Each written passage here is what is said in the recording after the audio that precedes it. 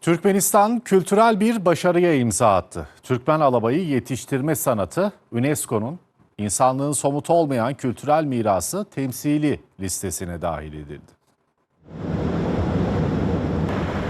Türkmenistan'ın başkenti Aşkabat, uluslararası öneme sahip bir kutlamanın merkezi oldu. Türkmen alabayı yetiştirme sanatı, Hindistan'ın Yeni Delhi şehrinde yapılan bir oturumda alınan kararla insanlığın somut olmayan kültürel mirası temsili listesine resmen dahil edildi. Uluslararası Türkmen Alabayı Birliği'nin genel merkezinde sertifika ödül töreni düzenlendi.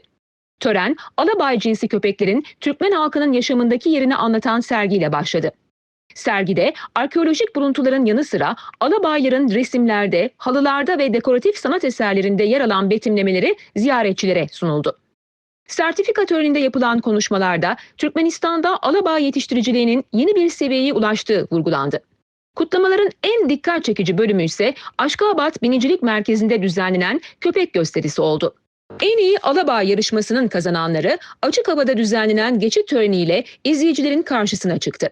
Gösterilerde alabaylar sakinlikleri, zekaları ve eğitmenleriyle kurdukları güçlü bağla dikkat çekti.